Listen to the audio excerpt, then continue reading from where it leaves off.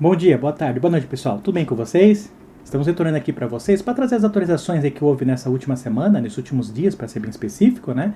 Sobre os assuntos referentes à reforma tributária, como que está esse entrelace, como que ficou esse desmembramento, né? Óbvio que provavelmente isso não vai conseguir ser aprovado ainda até o final desse ano, né? Estamos perto do recesso parlamentar, mas eu gostaria de trazer essas notícias para vocês. E aproveitar também e trazer um pouco mais sobre essas notícias econômicas, o impacto dessa nova medida do governo, né? Para tentar conter gastos, o plano apresentado pelo nosso atual ministro Haddad, né? E como que isso tem refletido na nossa economia. Vamos trazer essas informações e muitas outras aqui para vocês muito em breve. Mas aproveito para pedir para vocês, acesse o nosso canal em www.prodel.com.br, conheça um pouquinho mais sobre a nossa história, nossa empresa, sobre nossa cultura, realmente de trabalho, nossa metodologia de trabalho, tá? Conheça um pouco sobre nossos cases aí que nós temos junto a alguns clientes. E aproveito também para pedir para vocês, se puderem, curta o nosso canal aqui, deixe seu link, seu like aqui para nós, porque a gente agradece bastante aí a participação de vocês, esse processo todo que nós estamos passando de crescimento aí junto ao canal, junto a vocês, a colaboração que vocês têm dado aí para nós nesse longo período, tá bom? E já vamos também trazer novidades a partir do próximo ano para vocês, em breve. Vamos entrar com esse assunto e com muitos outros logo após a vinheta. Não percam!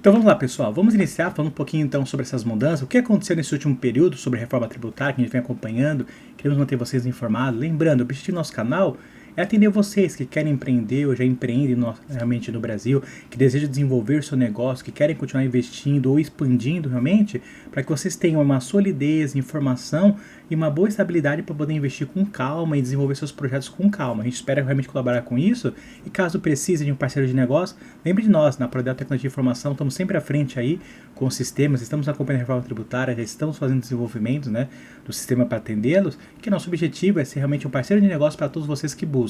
Bom, vamos então entrar no assunto, falando a respeito dessa parte aqui feita pela redação do Diário do Comércio. Entidades listam propostas para proteger os simples da reforma tributária.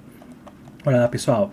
Entre as propostas está a não aplicação do split payment para pequenos negócios prestadores de serviços e a ampliação do prazo para apuração e recolhimento do IBS e da CBS. Caso vocês não tenham acompanhado, não sabem o que é o split payment, o que é IBS e CBS, vejam nossos vídeos passados, a gente comentamos bastante a respeito disso, a reforma tributária, explicamos cada um desses impostos, explicamos como vai ser o sistema de split payment, a modalidade de pagamento, tá bom? Como resuminho, só para vocês que estão acompanhando agora, que acabaram de chegar agora no nosso canal, o split payment é uma formalidade que o governo quer fazer para no momento que você fizer o pagamento aí de uma venda, alguma coisa junto ao seu cliente, naquele momento o governo já faz o recolhimento dos impostos de forma antecipada, que é diferente do que hoje acontece, tá? E IBS e CBS que vão vir substituir os impostos nacionais e os subnacionais, como IPI, ICMS, ISS, entre outros aí nesse ponto aí também, tá bom, pessoal? Então vamos lá. Um grupo formado por 18 entidades que representam diferentes segmentos empresariais produziu um documento contendo 5 propostas que julgam necessárias para evitar prejuízos às empresas do Simples Nacional caso a reforma tributária seja aprovada no Congresso. Lembrando que provavelmente ela vai ser aprovada. A questão aqui é como que vai ser dado esses enquadramentos, essas diferenciações, essas emendas que vão constituir a reforma tributária. Uma das preocupações com o texto do projeto de lei provisória 68/2024, que trata da reformulação do sistema tributário do país, é que ele limita a possibilidade de os pequenos negócios repassarem crédito. Pelo regime atual, as empresas do Simples podem transferir integralmente os créditos de PIS e COFINS com uma alíquota de 9,25%. Esses tributos serão substituídos pela CBS na reforma. A proposta das 18 entidades de classe, que se intitulam Coalizão em Defesa do Simples Nacional, é que se mantenha a possibilidade de transferência de crédito integral da CBS com a mesma alíquota do sistema atual. Entre as entidades que produziram o documento está a Confederação das Associações Comerciais e Empresariais do Brasil, a CACB. Seu presidente, Alfredo Quatati Neto, participou na semana passada de audiência pública promovida pela Comissão de Constituição e Justiça do Senado para discutir o tema. Na ocasião, o dirigente falou que, mais ou mesmo, 20% das empresas de pequeno porte vão perder competitividade e deixar de existir sem condição de passar para outro regime pelo custo. Falamos isso nos vídeos passados, né, pessoal? O que acontece? O governo, na verdade, vai colocar uma modalidade que uma empresa pode não ter regime não cumulativo. O que é esse não cumulativo? As empresas vão transferindo crédito de uma para outra ao longo da cadeia. Só que o percentual que é transmitido para as empresas do Simples Nacional é muito pequeno.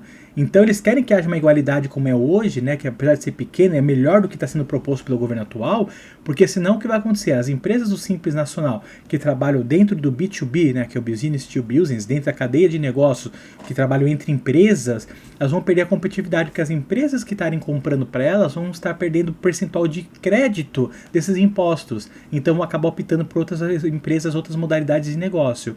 O que o governo propôs de mudança para eles aí? Que eles pagassem por fora o ICBS e o IBS. Mas não é esse o objetivo, tá, gente, né, pessoal? O governo tem que realmente olhar com as empresas de outra forma. Existem pequenas, médias e grandes empresas. E existem empresas que têm uma condição realmente de atuar, de controlar, de gerir esses impostos de forma simples. Tem empresas que não. Então ele precisa entender um pouquinho do mercado para saber segmentar o mercado de acordo com o seu tamanho, de acordo com a sua necessidade e proporção.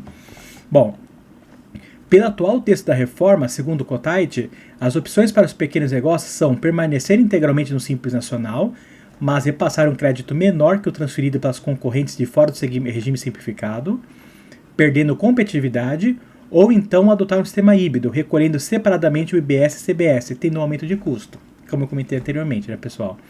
Outra proposta do grupo em favor dos pequenos negócios é a eliminação, na reforma, do sublimite de 3,6 milhões para as empresas do Simples. Hoje, as empresas que atingem esse patamar devem recolher o ICMS e o ISS por fora do regime simplificado.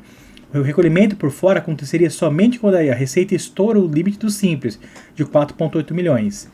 No documento se propõe ainda a não aplicação do sistema de split payment previsto na reforma tributária para as empresas do Simples que forem prestadoras de serviços, mantendo o pagamento em guia única do DAS. Eu acho que isso é muito fácil para o governo, é muito simples também de fazer, né, pessoal? Principalmente pelo CNAE. Hoje o CNAE, que é o Código Nacional de Atividade Econômica do governo, fica fácil de gerir quais empresas podem ou não podem ter essa condição de fazer esse pagamento, né? Eu iria ter um pouquinho a mais, tá, pessoal? Eu acho que assim, todas as empresas do Simples poderiam manter o regime como é hoje, de apuração, em vez de entrar no sistema de split payment. Opinião nossa, mas eu acho que para o Simples, que tem um caixa bem apertado, que tem uma necessidade hoje muito grande de poder utilizar o caixa como ferramenta de trabalho para poder pagar as dívidas, tipo coisa, e ao longo do período acumular para honrar com as dívidas do governo, eu acho que é uma complicação a menos para essas empresas, tá? Bom, vamos lá. Outra proposta maior é a flexibilidade para os pequenos negócios apurar e recolher o IBS e a CBS, tributos criados com a reforma. Os prazos sugeridos para as entidades seriam a cada 3 ou 6 meses. Hoje, como que o governo está apresentando, pessoal? Nós vamos ter um período transitório, né? Que vai variar de 2026 até 2033, quando vai ser extintos os impostos atuais. Esse substituído pelos novos, aí que vai ser uma IVA única. Para o pessoal do Simples Nacional, para as contabilidades fazerem essa apuração de nota por nota, recibo por recibo, de quanto que é de cada um desses percentuais, vai ter um aumento de custo para as empresas do Simples, né? E principalmente o aumento na carga, né, de trabalho da pessoa da contabilidade. Vai acabar aumentando o quê? Custo para essas empresas, custo para essa contabilidade, que infelizmente vai refletir para nós, né, consumidor final. Então o governo poderia realmente dar um pouquinho de uma brecha e deixar isso de uma forma um pouco mais flexível, como estão pedindo aqui. Não tão impune, né, como eles realmente estão fazendo, de colocando da forma, digamos, que eles acham melhor para a arrecadação deles, e esquecendo realmente de olhar o mercado nesse ponto. Por fim, o grupo propõe que os tratamentos com alíquotas ou isenção do IBS e da CBS, assim como as operações sujeitas à tributação monofásica, sejam proporcionalmente deduzidos do valor devido pelo contribuinte do Simples Nacional. A proposta da reforma tributária já foi aprovada na Câmara dos Deputados e agora tramita no Senado Federal, onde está sendo debatida em audiências públicas na CCJ. A expectativa é que ela vá para votação em plenário na primeira semana de dezembro. Então seria essa primeira semana. Hoje estamos gravando o vídeo para vocês aqui, no dia 3 de dezembro. Então estamos falando que provavelmente hoje, entre hoje e mais tarde, sexta-feira, sendo ser julgado. Eu, particularmente, eu acho que vai ficar para a próxima semana, tá, pessoal? Tem muitos assuntos a serem debatidos ainda aqui deles. Aqui eles não estão falando ainda da questão desse imposto seletivo, que seria o imposto do pecado, que é um outro ponto, né? Que também gera muitas dúvidas, realmente. Eu acho que o governo teria que olhar com um pouco mais de calma, parar de querer acelerar e olhar isso com um pouco mais de paciência. É precisamente que ele olhe com calma, com tranquilidade, faça uma avaliação para que isso nos torne um mártir de amanhã sobre o projeto que ele mesmo está intitulando. Bom, aproveitando, vamos manter depois vocês informados a respeito de qualquer mudança que ocorra, né, a respeito da reforma tributária. Queria mostrar um pouquinho para vocês essa parte aí do que aconteceu nessa última semana, né, assuntos que envolvem a nossa economia, a nossa política, que repassam também, né, infelizmente, sobre nós que gerimos empresas, vocês que empreendem, desejam empreender. A gente já tinha comentado para vocês, nosso objetivo não é falar sobre governo aqui, não é falar bem ou mal de governo A, governo B, governo C, mas nós temos que falar o reflexo disso para nós, seja positivo ou negativo. Temos visto aí números divulgados pelo governo, chegamos ao menor índice de desemprego no Brasil, um recorde, bateu o recorde na venda de automóveis, o PIB cresceu novamente, legal, tudo isso, bacana, parabéns aí pelo desenvolvimento, né? Só que a gente tem que lembrar que isso também não é só do atual governo, mas dos governos anteriores. Foi vários projetos que vão chegando para chegar nesse momento que nós estamos agora. O que o governo está fazendo agora também faz parte desse projeto, claro, mas vai causar impactos também no futuro de curto, médio e longo prazo. Então a nossa ideia de analisar essas informações é trazer justamente para vocês esse tipo de visão. O que isso pode acarretar para vocês, né, como empresa? O que isso interfere para vocês no nível de envolvimento, desenvolvimento das suas empresas no Brasil? Ou mesmo sobre o seu bem de capital que vocês têm aqui no Brasil. Então, vou trazer aqui para vocês aqui 4 notícias rapidinho, tá, pessoal? Brasil cai em ranking das maiores economias devido à alta do dólar. O país perdeu a 9ª posição para o Canadá e está em 10º lugar de acordo com o levantamento do FMI, que é o Fundo Monetário Internacional. Você deve ter acompanhado aí as últimas medidas feitas pelo atual governo, né, e principalmente aí pelo Haddad, nosso ministro da Fazenda, que infelizmente gerou um impacto negativo muito grande na economia, para os investidores, para as empresas como um todo. Isso a gente sabe que não é positivo, né, pessoal? Quanto mais o dólar sobe, fala para o pessoal, o dólar é um termômetro, mas não um termômetro de saúde da economia americana, não. Nossa própria economia. O dólar sobe, afeta o nosso setor como um todo, há um aumento nas commodities, há um aumento nos custos de importação, boa parte dos produtos no Brasil chegam de forma importada, que acabam tendo seu preço taxado em dólar, isso tudo é muito negativo para nós. Então acho que o governo precisa olhar isso com um pouco mais de calma. Qual é o impacto disso, pessoal? Olha só. O Brasil caiu da 9ª para a 10ª posição no ranking das maiores economias do mundo em 2024, considerando o valor do produto interno bruto, PIB em dólar. É o que aponta o levantamento do Fundo Monetário Internacional. Na lista, os Estados Unidos permanecem como a maior economia global, na sequência aparecem China e Alemanha.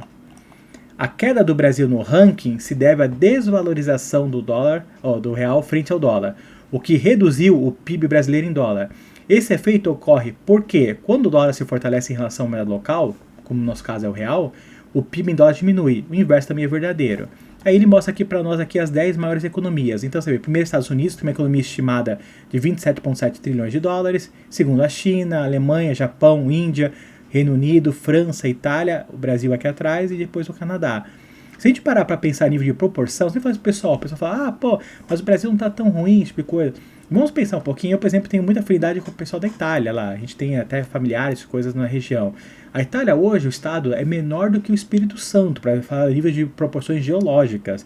Quando a gente compara que o PIB deles, para a quantidade de pessoas, para o tamanho é de 2,3 trilhões de dólares, você pega o Brasil com uma dimensão intercontinental, gigantesco como é, que tem uma receita bruta menor do que eles, a gente já começa a ver a comparação. Em que o tamanho você tem para aplicar, para investir, para manter em relação ao dinheiro. Então, pessoal, é muito realmente negativo para nós esse tipo de coisa, infelizmente, né? Bom, na última segunda-feira, dia 2, o dólar atingiu um novo recorde nominal a ser cotado, 6,6. Por outro critério, se considera a paridade do poder de compra. O Brasil mantém a 7ª posição no ranking do FMI. Esse método leva em conta a diferença no custo de vida entre os países. Sob essa perspectiva, a China lidera como a maior economia mundial, seguida por Estados Unidos e Índia. Sobre a parte de poder de compra, comparando os países aí, a gente tem uma diversidade muito grande aí, né, pessoal?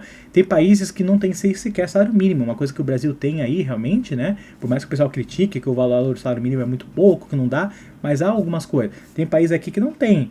Se a gente comparar esses salários em dólar, que nós apresentamos esse número para vocês aí nos vídeos passados, vocês veem que a situação no Brasil fica um pouquinho pior. Mas o porquê também desse aumento de dólar, o que levou esse aumento do dólar, ou melhor, a nossa queda da nossa moeda, né? Eu sempre comento pro pessoal, não é o dólar que se valorizou, é o real que vem perdendo valor, infelizmente. O que o governo, na verdade, praticou, o que o mercado sentiu do governo é isso aqui, ó. O governo Lula não entregou solidez fiscal e afastou investidores, afirma Marcos de Boa.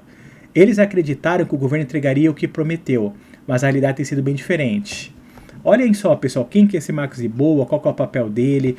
Vamos acompanhar só para vocês entenderem a importância dele. Em entrevista ao jornal Folha de São Paulo, o economista Marcos Lisboa, ex-secretário de Política Econômica no governo Lula I, que lembrando foi 2002 a 2006, e atual presidente do INSPER, criticou o pacote de ajuste fiscal anunciado na semana passada pela gestão petista. A conversa foi divulgada neste domingo, dia 1º. Para Lisboa, o novo conjunto de medidas do governo falha em oferecer a solidez fiscal necessária para atrair e manter investimento no Brasil. Essa foi a aposta pesada dos investidores no começo do governo, afirmou o economista, referindo-se à expectativa que Lula garantisse estabilidade fiscal a longo prazo, o que não se concretizou. Os números estão aí, só que deu errado. De acordo com o economista, a reação negativa do mercado, refletida na alta do dólar, não é reflexo de especulação, trata-se sim de um auto-boicote causado por um pacote fiscal tímido e mal estruturado. É complicado, pessoal. Vou deixar para comentar um pouquinho mais pro final, mas só para você ver o que ele julgou, o que ele acha que são os erros do governo atual do Lula. Lisboa diz que o pacote anunciado, em vez de corrigir as distorções estruturais do sistema tributário e resolver o problema da previdência social, trouxe medidas genéricas e sem impacto real no controle das despesas. Em vez de enfrentar os problemas de forma clara, o governo tenta criar uma narrativa maniqueísta, como se estivesse lutando contra o mal, afirmou. Concordo plenamente com ele isso aqui, pessoal. É aquela história deles contra nós contra eles, e criar divisão. Não existe divisão nisso no Brasil. Ele tem que entender que estão fazendo a presidência, estão administrando para todos, não apenas para um grupo que votaram nele ou que são a favor deles. Segundo o economista, a isenção do imposto de renda para rendas de até 5 mil, combinada à criação do imposto para tributar os super ricos, apenas aumentou a incerteza e não endereçou as questões fiscais fundamentais. Nós comentamos a respeito disso, desse imposto sobre ricos, imposto sobre dividendos, outras coisas que o governo está criando. O governo precisa parar com essa metodologia de divisão, de dividir o Brasil em públicos, e começar a pensar como um todo. E tem que lembrar, como nós comentamos, o rico, a pessoa super rica, aquele que vai lá, ele constrói prédios, ele vai lá, ele abre um próprio negócio, ele é a pessoa que emprega, é a pessoa que traz desenvolvimento para o lugar, é a pessoa que vai injetar dinheiro para aquela economia local gerir, que a economia girar. A partir do momento que o governo começa a taxar, começa a querer limitar, essa pessoa começa a cada vez menos investir ou até mesmo vai embora. Falamos isso nos vídeos passados, a quantidade de milionários que o Brasil perdeu desde o início do governo está sendo um absurdo. E o governo tem que mudar essa perspectiva de visão dele aqui, pessoal.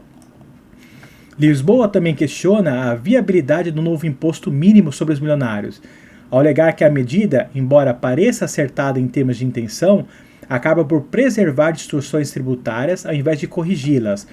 O governo propôs uma solução simples para problemas complexos, sem enfrentar as distorções com a profundidade necessária, criticou o economista, referindo-se aos regimes tributários especiais, como o Simples Nacional, que permite que empresas e pessoas de alta renda paguem menos impostos. Por que os investidores estão fugindo na visão dele, pessoal?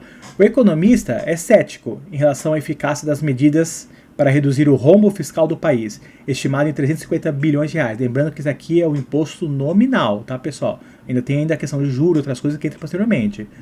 Ele alerta que, sem ajuste adequado nas despesas, como as associadas ao crescimento do número de beneficiários da Previdência, o governo pode enfrentar sérias dificuldades no futuro, incluindo a paralisia da máquina pública. Olha o alerta dele aqui, hein, pessoal?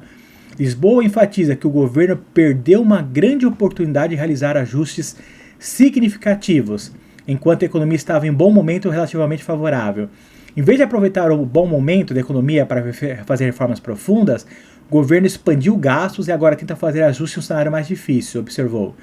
Ele acredita que, ao não realizar uma reforma fiscal robusta, o governo desperdiçou uma chance crucial de estabilizar finanças públicas a longo prazo. Na visão do economista, o grande problema do Brasil é a falta de uma visão clara de longo prazo sobre as contas públicas. Apesar dos bons números da economia no curto prazo, como o baixo índice de desemprego e o consumo elevado, Lisboa diz que o país está caminhando para um futuro incerto. A instabilidade fiscal e a falta de medidas efetivas para corrigir os problemas estruturais da economia estão fazendo com que os investidores que apostaram na solidez fiscal prometida agora optem por desinvestir no Brasil. Realmente que eu comentei com vocês, pessoal. Olha a preocupação. Eu falei, não é só o atual governo. O governo anterior também fez investimentos, essas coisas, tudo para chegar nesse momento. O que o governo tem que pensar agora, nesse momento, é: será que a gente precisa realmente arrecadar mais? O que está faltando no Brasil é ganhar dinheiro? É arrecadar mais dinheiro? Ou será que está faltando no Brasil aprender a economizar, diminuir a máquina pública, otimizar os seus gastos, melhorar os índices? A gente vê aí agora recentemente notícias A próprio Correios aí numa dívida milionária, com todas as empresas estatais, apresentamos esse índice para vocês no último vídeo também, em dívidas milionárias, ou seja, tudo gerando prejuízos. Será que a gestão está sendo eficiente? Eu acho que aqui o próprio investidor já viu que infelizmente não. E isso faz com que a fuga de capital do nosso mercado, infelizmente. Aí a preocupação dele, a cautela sobre a economia brasileira. Os investidores perderam muito dinheiro, afirmou. Eles acreditaram que o governo entregaria o que prometeu, mas a realidade tem sido bem diferente. O economista destacou que a falta de uma política fiscal clara e consistente tem gerado incerteza, o que levou a uma fuga de investidores e a alta do dólar. Lembrando, pessoal, que a gente fala, a gente não quer falar sobre política, não é nosso objetivo. Uma coisa é prometer nas eleições, né? Prometer, a gente sabe que independente de quem seja, o pessoal promete muitas vezes o que não pode cumprir. O problema é esse pessoal ter acreditado nesse tipo de história, nesse tipo de mercado. Agora, o que sobra é cobrar do governo, infelizmente, que honre com o que foi prometido. Em relação ao futuro da economia brasileira, Lisboa é cauteloso. Ele acredita que ainda há uma oportunidade de corrigir os equívocos do pacote fiscal, mas ressalta que isso depende da disposição do governo em enfrentar os problemas de forma estruturada. O governo precisa ter um diagnóstico claro e transparente dos problemas, observou. Caso contrário, os investimentos continuarão a minguar e a economia brasileira ficará cada vez mais vulnerável. Eu diria aqui, na verdade, o seguinte, pessoal. Será que o governo tem coragem, o governo realmente tem uma força de vontade para buscar realmente a medida correta, em voltar atrás, ver o que errou e tentar realmente ouvir o mercado, sentar e conversar? Hoje a gente vê que não há um diálogo, é um monólogo. Infelizmente o mundo não gira assim. Nós vivemos em sociedade, é um bem cooperativo e não é uma ditadura, uma monarquia. Então realmente é preciso sentar, conversar realmente com o mercado, entender o que está sendo feito, fazer corte de gastos, atender para entender. Senão eles não vão conseguir realmente chegar no momento nenhum. E o impacto sobre isso para vocês que querem desenvolver o seu mercado, desenvolver realmente a economia, é cautela, exatamente o ponto que eu falei aqui, pessoal. Eu tenho comentado isso para alguns clientes, alguns amigos aqui, que no momento, acho que não é o momento certo para a gente investir, não é o momento para pegar empréstimo, não é o momento para fazer financiamento, é um momento de cautela, precisamos entender o que vai acontecer. Por quê? As previsões mostram aumentos de juros, que a economia continuar pelo caminho atual pode gerar um impacto muito grande, as dívidas vão acabar aumentando com os juros, então tudo isso tem que ser realmente olhado com calma. E aí, olha aqui as notícias da economia, pessoal. Juros futuros ultrapassam 14% ao ano com risco fiscal e crescimento do PIB. O que juros futuros seriam esses, pessoal? Justamente a base que a gente fala sobre a questão aí do juros da taxa Selic. Então já estão imaginando um juros cada vez mais alto. Por quê? A previsão que o governo vem praticando aí e mostrando para o mercado é que ele não vai honrar e que a tendência dos juros é continuar subindo, que vai fazer cada vez mais a fuga de capital do Brasil. Ó. A expectativa do mercado para os juros do Brasil superou os 14% ao ano nesta terça-feira, dia 3. A taxa tem como base os contratos de depósito interfinanceiros, com vencimento de 2027 e 2030 no mês de janeiro. As taxas de juros elevadas têm sido um tema central das discussões econômicas recentes, tanto do mercado quanto do governo. Eles afetam desde o mercado imobiliário, olha só pessoal, até o consumo das famílias. Com o aumento dos juros, o custo do crédito se torna mais caro, o que pode desacelerar o crescimento econômico. Especialistas sugerem que, embora as taxas de juros elevadas possam ajudar a controlar a inflação, elas também podem levar a um aumento no desemprego e uma desaceleração econômica. O desafio do Banco Central é encontrar um equilíbrio que permita o crescimento sustentável sem pressionar demais os preços. Até mesmo o indicado para ser presidente agora, né, do Banco Central pelo Lula, já falou que o próprio Banco Central não vai segurar, como ele disse ele, no peito, a subida do dólar. Ou seja, ele não vai tentar conter a alta do dólar pelo governo. Se houver necessidade de o dólar continuar subindo, eles vão deixar subindo. Então é preciso que o governo se mexa e entenda que ele está causando esse ruído no mercado. E esse ruído somente ele pode sanar. Pacote fiscal e suas repercussões. O governo anunciou recentemente um novo pacote fiscal com o objetivo de estimular a economia e mitigar os efeitos das altas taxas de juros. Este pacote inclui medidas como corte de impostos e aumento dos gastos públicos e infraestruturas. Analistas estão divididos sobre a eficácia do pacote, enquanto alguns acreditam que ele pode fornecer o impulso necessário para a economia, outros alertam que pode aumentar a taxa fiscal e a dívida pública, o que aumentaria problemas a longo prazo. A gente falou até disso, pessoal. O governo falou que vai economizar 25 bilhões aqui, não sei o que. Gente, tem um monte de tirar muito dinheiro. Vamos cortar a Lei Rouanet? Vamos parar de dar dinheiro para essas mídias, essas coisas do gênero? Vão parar de dar emendas para parlamento, emendas para senado, para deputado. Existem formas de cortar sem ter que mexer no que está hoje. Mas não, o governo infelizmente só quer cortar onde afeta a população. E aí exatamente qual é o reflexo disso? É a variação nas taxas de juros futuro. Olha lá, as expectativas para as taxas de juros futuras estão em constante mudança, já que recebem influência de dados econômicos e decisões de política monetária. Investidores e empresas estão atentos a essas variações, pois elas afetam diretamente suas decisões de investimento e financiamento. Os juros futuros DI são taxas negociadas no mercado que refletem a expectativa para as taxas básicas, taxa Selic. Eles mostram como os agentes financeiros se esperam a trajetória dos juros a curto, médio e longo prazo. Então olha a variação, pessoal. Eles já estão esperando altas em 26, de 0,83, em 27, em 28, em 29, em 30. Então você vê que nada do que foi apresentado até o momento para os próximos 5 anos aí, que já estamos praticamente em 2025, reflete para uma melhora dessa taxa de juros, pelo contrário. Então é preciso realmente que o governo mexa, pense nisso. Onde que isso aqui é embasado? É nessas informações aqui, ó. Desaprovação de Lula dispara a 90% do mercado financeiro e Haddad enfraquece. Olha só, pessoal, não vamos nem comentar, mas só ler. 90% do mercado financeiro avalia negativamente o governo do presidente Luiz Inácio Lula da Silva, após o anúncio do pacote de corte de dados, que veio aquém do esperado para colocar as contas públicas em ordem. Essa é a constatação da nova pesquisa da Quest, divulgada nesta quarta, com 105 agentes do mercado, entre gestores, economistas, analistas e tomadores de decisão. O levantamento também apontou o enfraquecimento do ministro Fernando Haddad da Fazenda no governo. Ele chegou a ser apontado anteriormente como um dos principais influenciadores para assegurar o excesso de gasto de Lula. Teve confiança no mercado. Alguns também dizem aqui que ele pode ser o próximo aí, né, a substituir o próprio Lula em candidatura, esse tipo de coisa. Mas vamos acompanhar. Para o mercado, o equilíbrio fiscal não é prioridade para o governo. Na lista de preocupações, segundo o mercado, esse é o último item da lista. Acredito que também esse ponto, infelizmente, pessoal. O primeiro é a popularidade do presidente, sugerindo que o governo não decide a partir de critérios técnicos, disse Felipe Nunes, CEO da Quest. Veja a baixa avaliação do Lula no mercado. Então, você vê, pessoal, em março de 2023, né, após assumir pouco aí, o mercado já estava extremamente pessimista com a entrada dele. Né? Esse número deu uma leve melhorada em julho de 2023, ficou com 44% de reprovação, e ao longo desse período só vem subindo. Então você vê que assim, a parte positiva do mercado nunca chegou num índice considerado satisfatório, infelizmente, pessoal.